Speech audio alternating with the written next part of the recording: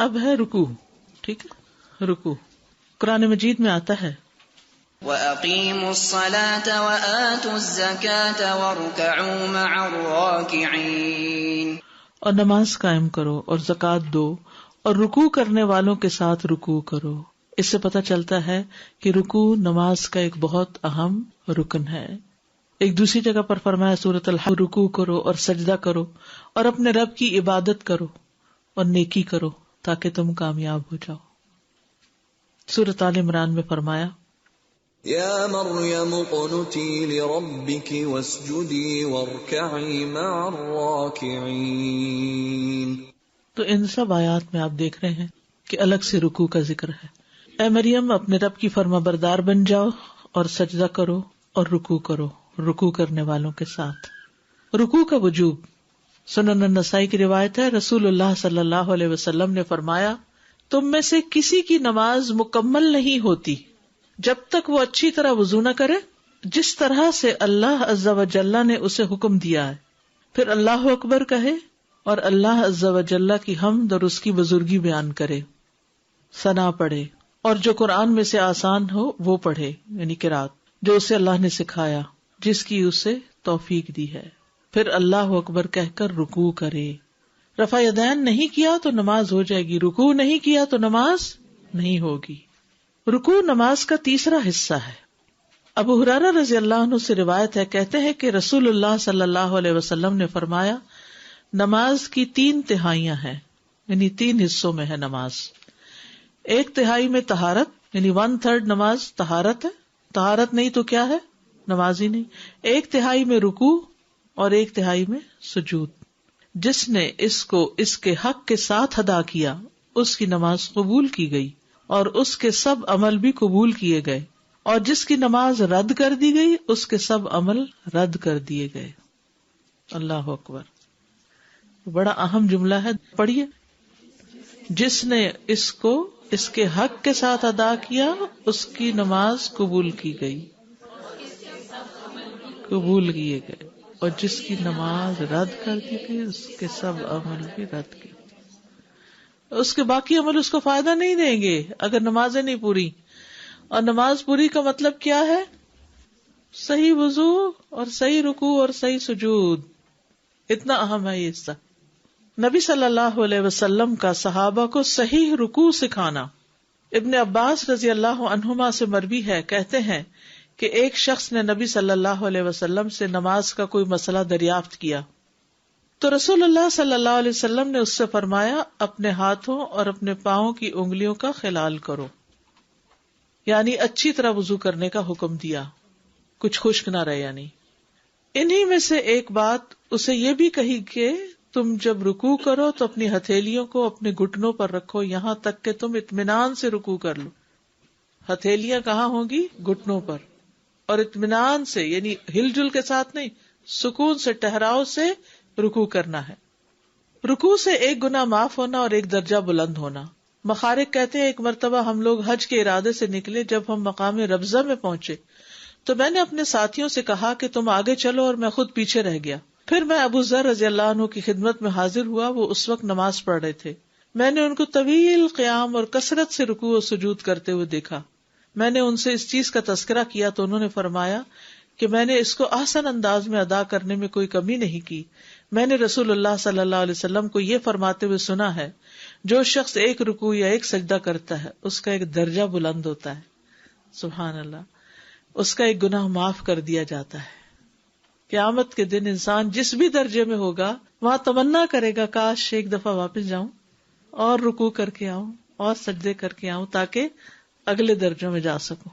اور آج ہم پر نماز بھاری ہوتی ہے، اور اس کے مقابلے میں ہوتی کیا چیزیں ہیں؟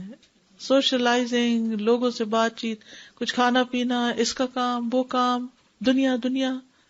اور نماز ہم چھوٹی کر دیتے ہیں، فرض پڑھنا ہی کافی سمجھتے ہیں. رکوع نہ کرنے والے کے لیے وعید. کون سا طریقہ ان کے پاس؟ رکوع کا طریقہ کرنا کیسے ہے؟ دس از ویری امپورٹنٹ. رفع الیدین کرتے ہوئے رکوع میں جانا. رسول اللہ صلی اللہ علیہ وسلم جب نماز کے لیے کھڑے ہوتے تو بالکل سیدھے کھڑے ہو جاتے اور اپنے دونوں ہاتھ اٹھاتے یہاں تک کہ انہیں اپنے دونوں کندھوں کے برابر لے جاتے. پھر جب آپ رکوع کا ارادہ کرتے تو اپنے دونوں ہاتھ اٹھاتے یہاں تک کہ انہیں اپنے دونوں کندھوں کے برابر لے جاتے، پھر اللہ اکبر کہتے اور رکوع کرتے. ہتھیلیوں کو گھٹنوں پر رکھنا، یعنی اللہ اکبر کہتے ہوئے نیچے جانا. ٹھیک ہے، یعنی کھڑے ہیں آپ، تلاوت ختم ہوئی، اللہ اکبر بولتے ہوئے ساتھ نیچے چلے جائیں.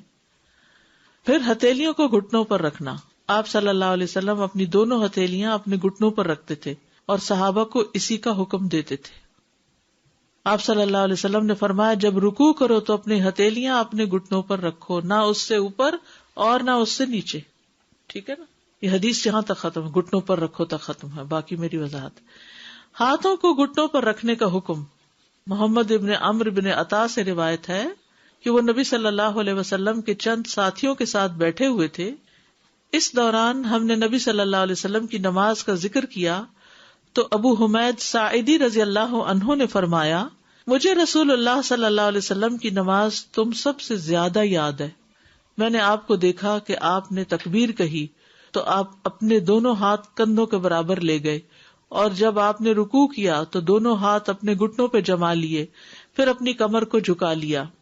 مصعب بن سعد سے روایت ہے، وہ کہتے ہیں میں نے ایک دفعہ اپنے والد سعد بن ابی وقاص کے پہلو میں نماز پڑھی تو میں نے اپنی دونوں ہتھیلیوں کو ملا کر اپنی دونوں رانوں کے درمیان میں رکھ لیا، دو ٹانگوں کے بیچ میں.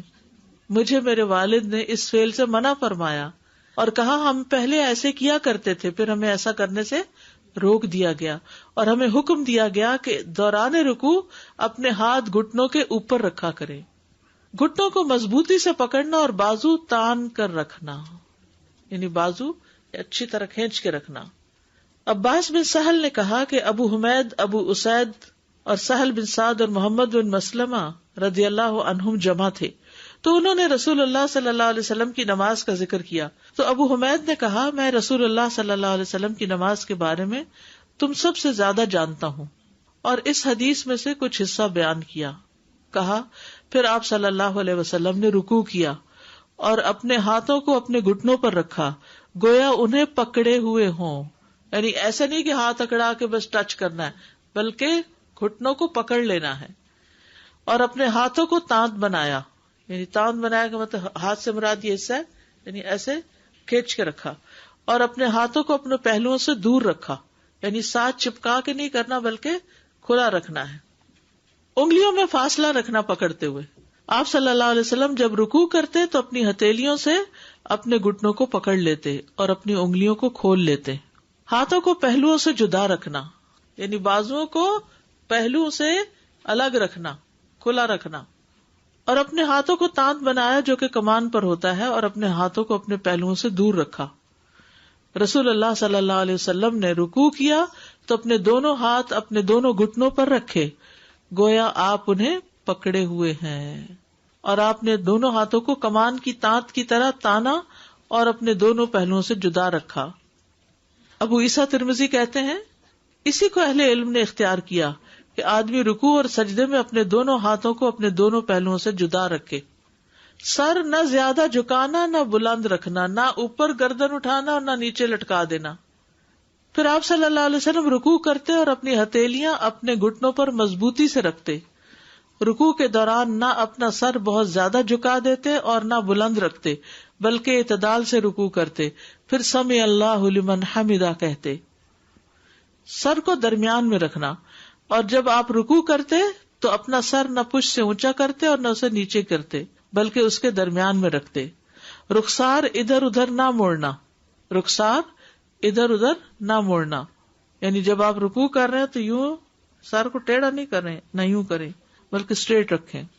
آپ صلی اللہ علیہ وسلم جب رکوع کرتے تو اپنی ہتھیلیوں سے اپنے گھٹنوں کو پکڑ لیتے، اپنی انگلیوں کو کھول لیتے، اپنی کمر کو جھکا لیتے، اپنا سر نہ تو اٹھایا ہوتا اور نہ اپنے رخسار کو ادھر ادھر موڑا ہوتا بلکہ سیدھا قبلہ رخ ہوتا.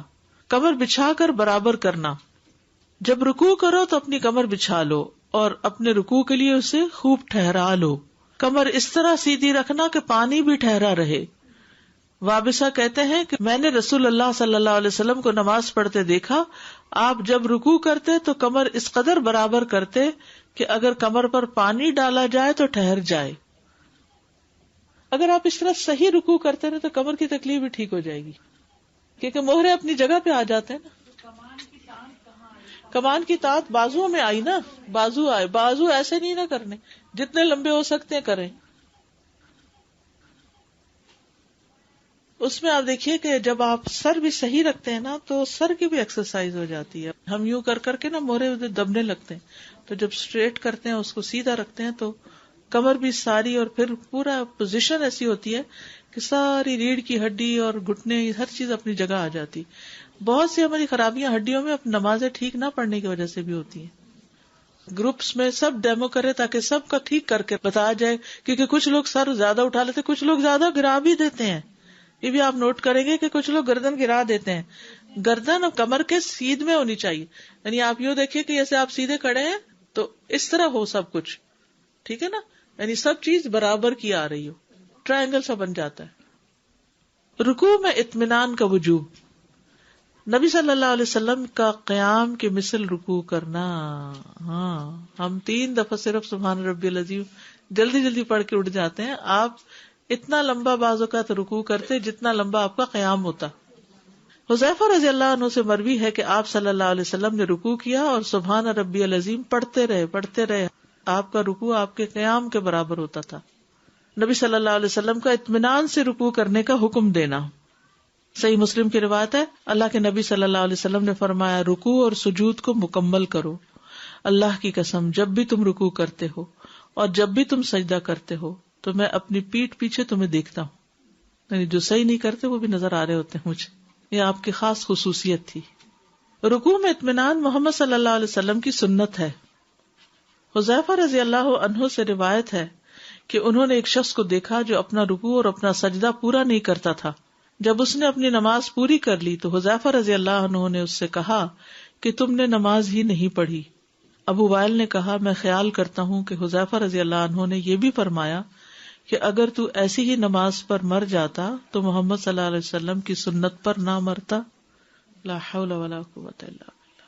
اور آج آپ دیکھیں بہت سے لوگ ادھورے رکوع ادھورے سجدے کر رہے ہوتے ہیں، بس نیچے جاتے ہیں اور ابھی ٹکتے بھی نہیں کہ اوپر بھی اٹھ جاتے ہیں. ایک سبحان ربی العظیم جاتے ہوئے پڑھتے ہیں، ایک وہاں پڑھتے اور ایک اٹھتے ہوئے. بس اتنی سی دیری ہوتی ہے، ورنہ آپ کاؤنٹ اگر کریں تو ٹک جاتا ہے بندہ اتنی دیر میں. درست رکوع پر نماز کی قبولیت اور عدم قبولیت کا انحصار ہے.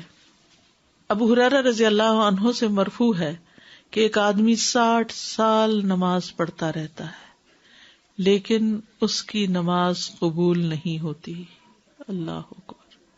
یعنی نبی صلی اللہ علیہ وسلم سے یہ روایت کرتے ہیں کہ آپ نے فرمایا کہ ایک آدمی 60 سال نماز پڑھتا ہے لیکن اس کی نماز قبول نہیں ہوتی. استغفر اللہ. شاید اس کی وجہ یہ ہو کہ وہ رکوع تو پورا کرتا ہو لیکن سجدے مکمل نہ کرتا ہو، یا سجدے پورے کرتا ہو لیکن رکوع پورے نہ کرتا ہو، کیونکہ یہ نماز کا ایک تہائی حصہ ہے نا. تو اس لیے عادت توڑ کے نئی عادت بنانا ہے تو مشکل، مگر اس کے بغیر گزارا نہیں نا، کرنا پڑے گا. اور اس میں آپ کا دنیاوی فائدہ بھی ہے اور دینی فائدہ بھی ہے اور آخرت کا فائدہ بھی ہے. یعنی کہ صحیح رکوع سجدہ کرنے سے پوسچر بھی صحیح ہوگا انشاءاللہ. ابو مسعود بدری رضی اللہ عنہ کہتے ہیں کہ رسول اللہ صلی اللہ علیہ وسلم نے فرمایا، وہ نماز کافی نہ ہوگی جس میں آدمی اپنی پشت کو رکوع اور سجود میں سیدھا نہ رکھے. اللہ اکبر. وہ نماز کافی نہیں، وہ نماز ادا نہیں ہوئی جس میں انسان اپنی پشت کو رکوع سجود میں سیدھا نہ رکھے، بیچ میں خم آ رہا ہے، وہ نہیں ٹھیک. معذور کی الگ بات ہے. امام ترمذی نے ذکر کیا ہے کہ شافعی، احمد اور اسحاق ابن راہویہ کہتے ہیں کہ جس نے رکوع اور سجدے میں اپنی پیٹھ سیدھی نہیں رکھی اس کی نماز فاسد ہے، اس کی نماز ہی نہیں، کیونکہ رکوع اہم رکن ہے. لمبا رکوع کرنے کی اہمیت. رسول اللہ صلی اللہ علیہ وسلم نے فرمایا، بندہ جب نماز کے لیے کھڑا ہوتا ہے تو اس کے سارے گناہ لا کر اس کے کندھے پر رکھ دیے جاتے ہیں، اور جب وہ رکوع یا سجدہ کرتا ہے تو اس سے اس کے گناہ گر جاتے ہیں. رکوع کو مکمل کرنا.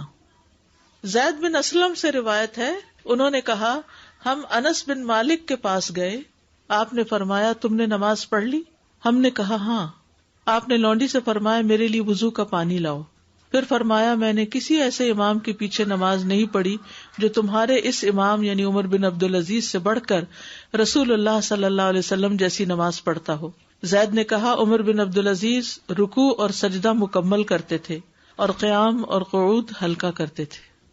رکوع اور سجدہ مکمل کرتے اور قیام اور قعود ہلکا کرتے، یعنی قیام بہت لمبا اور رکوع پھر بہت چھوٹا نہیں ہوتا تھا بلکہ بیلنس رکھتے تھے. اور قعود یعنی التحیات، ہر عضو اپنی جگہ پر آنے تک رکنا، ہر جوڑ اپنے جوڑ میں آ کے ٹک جائے.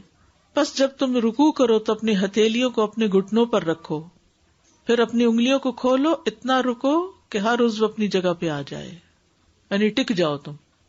جوڑوں کا رکوع کی جگہ پر مطمئن ہو جانا. سنن النسائی کی روایت ہے تم میں سے کسی کی نماز مکمل نہیں ہوتی یہاں تک کہ وہ اچھی طرح وضو نہ کرے، جس طرح سے اللہ عز و جل نے اسے حکم دیا ہے. پھر اللہ عز و جل کی بڑائی بیان کرے اور اس کی حمد اور اس کی بزرگی بیان کرے، ثنا پڑھے اور جو قرآن میں سے آسان ہو وہ پڑھے جو اسے اللہ نے سکھایا ہے اور جس کی اسے توفیق دی ہے. پھر اللہ اکبر کہہ کر رکوع کرے اور اپنے دونوں ہاتھوں کو اپنے دونوں گھٹنوں پر رکھے حتیٰ کہ اس کے جوڑ مطمئن ہو جائیں اور وہ اپنی موجود جگہ پر ٹھہر جائیں. تو اصل چیز کیا ہے کہ ہر جوڑ ٹھہر جائے، آپ رک جائیں. سنن نبی داؤد کی روایت ہے پھر رکوع کرے حتیٰ کہ اس کے جوڑ اطمینان سے ٹک جائیں. پھر جلدی جلدی رکوع نہ کرنا، اس کے بارے میں حدیث میں آتا ہے، صحیح ابن خزیمہ کی روایت ہے ابو عبداللہ اشعری سے کہ رسول اللہ صلی اللہ علیہ وسلم نے اپنے صحابہ کو نماز پڑھائی، پھر ان کے ایک گروہ میں بیٹھ گئے. ایک آدمی آیا، وہ کھڑا ہوا اور کھڑا ہو کر نماز پڑھنے لگا تو وہ رکوع کرتا تھا اور اپنے سجدوں میں ٹھونگے مارتا تھا. بس یعنی ہاتھ رکھا، ایک دفعہ کیا اور پھر ہلکا سا ہاتھ پیچھے کیا اور پوری طرح گھٹنوں پہ رکھا ہی نہیں، دوبارہ نیچے مار دیا. تو نبی صلی اللہ علیہ وسلم نے فرمایا کیا تم لوگ اس کو دیکھ رہے ہو جو ایسی نماز پڑھ رہا ہے؟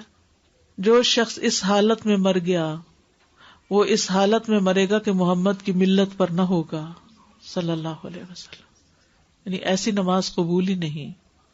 یہ شخص اس طرح اپنی نماز میں ٹھونگے مار رہا ہے جیسے کوا خون میں ٹھونگے مارتا ہے.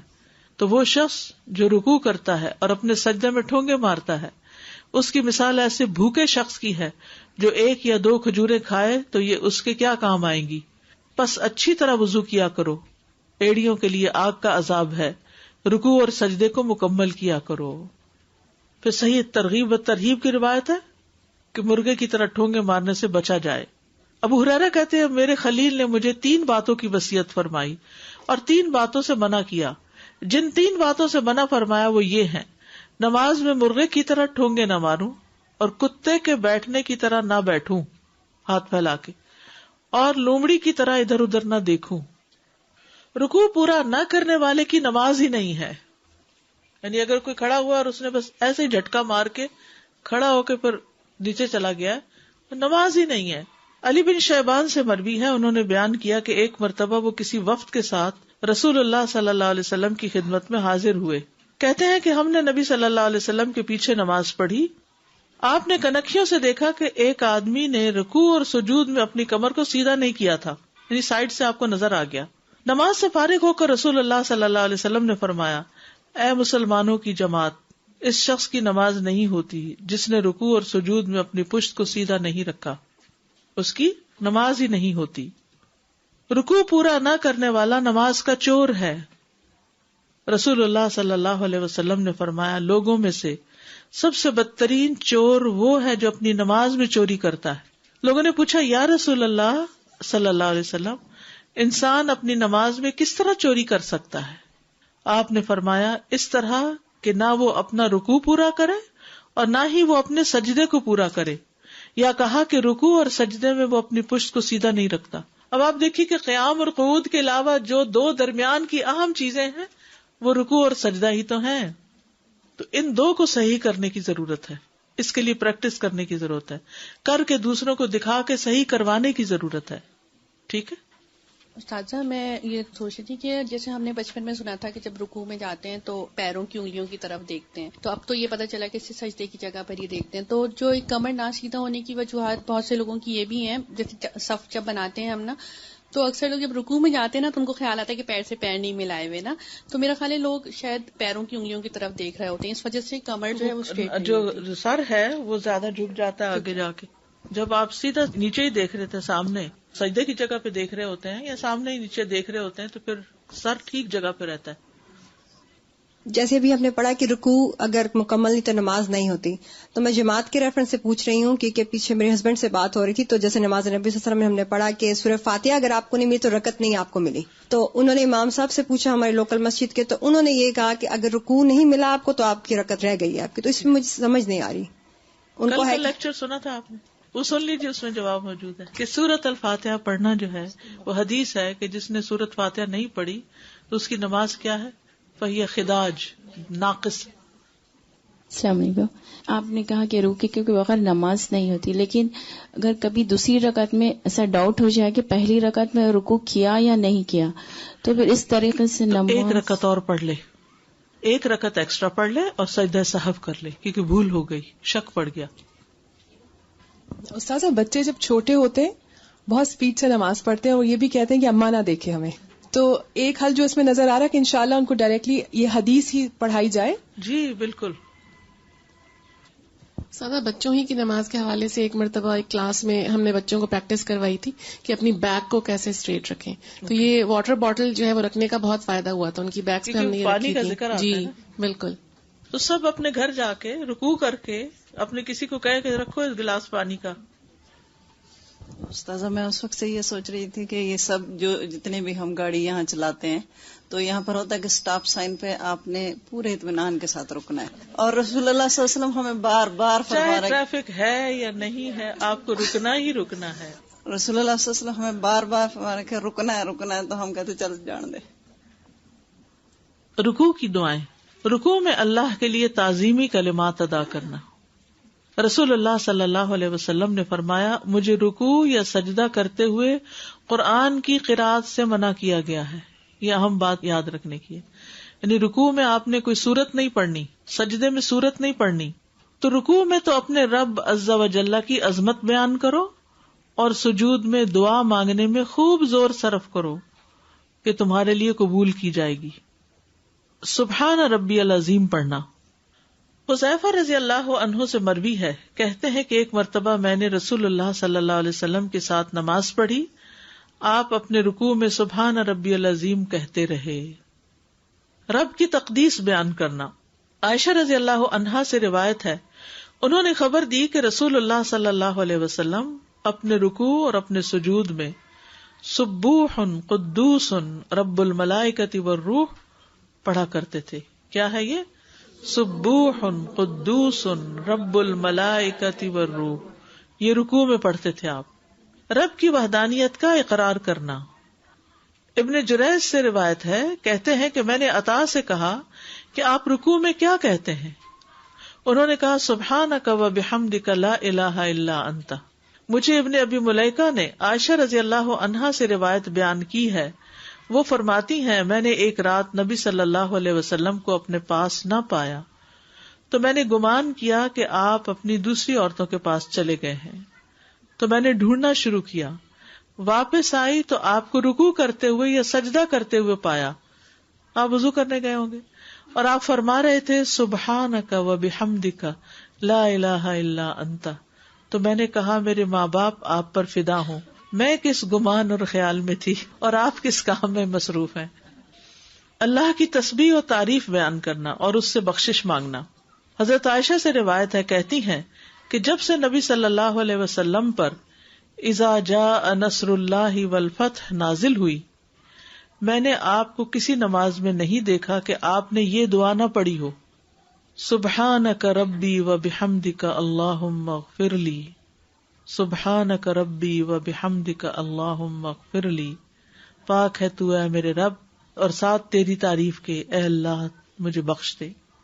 حضرت عائشہ سے مروی ہے، کہتی ہیں کہ نبی صلی اللہ علیہ وسلم اپنے رکوع اور اپنے سجدے میں کہتے تھے سبحانک اللہم ربنا و بحمدک اللہم اغفر لی.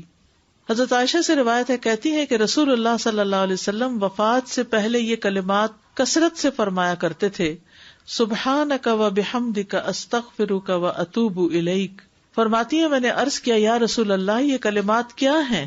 میں دیکھتی ہوں کہ آپ نے ان کو کہنا شروع کر دیا ہے. تو آپ نے فرمایا میرے لیے میری امت میں ایک علامت مقرر کی گئی ہے، جب میں اس کو دیکھ لوں تو یہ کہوں، اور وہ ہے اذا جاء نصر اللہ والفتح، آخر تک میں کیا ہے؟ فسبح بحمد ربک واستغفرہ. تو اس لیے میں نے سبحانک وبحمدک استغفرک واتوب الیک پڑھنا شروع کیا ہے.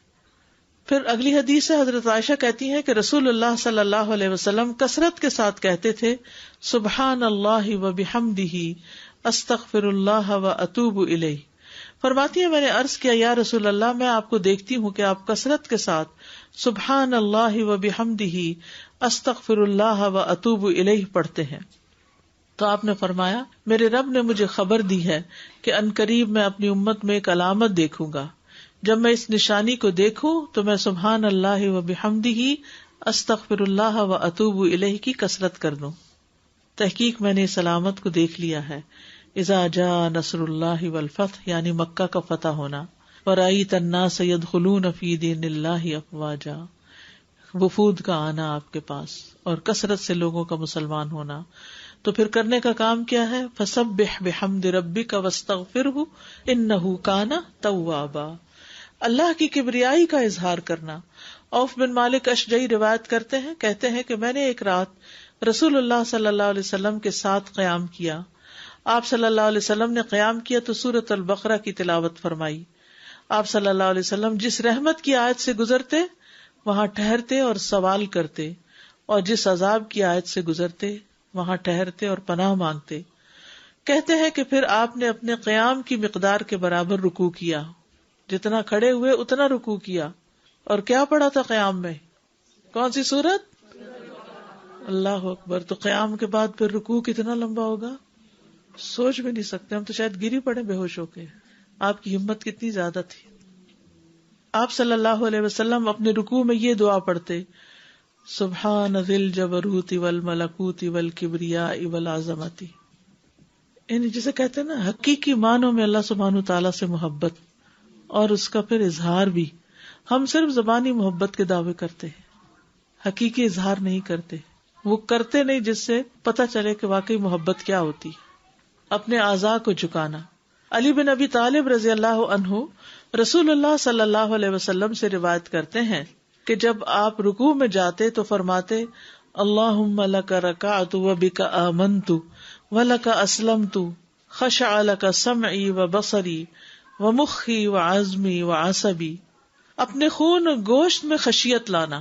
جابر بن عبداللہ نبی صلی اللہ علیہ وسلم سے روایت کرتے ہیں کہ آپ صلی اللہ علیہ وسلم جس وقت رکوع کرتے تو فرماتے اللہم لک رکعت وبک آمنت ولک اسلمت وعلیک توکلت انت ربی خشع سمعی وبصری ودمی ولحمی وعظمی وعصبی للہ رب العالمین. اپنے قدموں کو جھکانا. علی بن ابی طالب رضی اللہ عنہ سے مروی کہ نبی صلی اللہ علیہ وسلم جب رکوع میں جاتے تو کہتے اللہم لک رکعت وبک آمنت ولک اسلمت انت ربی خشع سمعی وبصری ومخی وعظمی وعصبی وما استقلت به قدمی للہ رب العالمین. رکوع میں قرآن پڑھنے کی ممانعت. علی بن عبداللہ رضی اللہ عنہ سے روایت ہے کہ رسول اللہ صلی اللہ علیہ وسلم نے قص علاقے کی بنی ہوئی ریشمی کپڑے یعنی قصی اور زرد رنگ کے کپڑے پہننے سے، سونے کی انگوٹھی پہننے سے یعنی مردوں کے لیے زرد کپڑے پہننے سے، اور رکوع میں قرآن پڑھنے سے منع فرمایا ہے. فرمایا خبردار رہو، بلا شبہ مجھے رکوع اور سجدے کی حالت میں قرآن پڑھنے سے منع کیا گیا ہے. جہاں تک رکوع کا تعلق ہے تو اس میں رب عز و جل کی عظمت و کبریائی بیان کرو، اور جہاں تک سجدے کا تعلق ہے تو اس میں خوب یہ دعا کرو. یہ دعا اس لائق ہے کہ تمہارے حق میں قبول کی جائے، سبحان ربی الاعلی، اور رکوع میں سبحان ربی العظیم. اب یہ رکوع کی دعائیں ہیں، پڑھیے ذرا.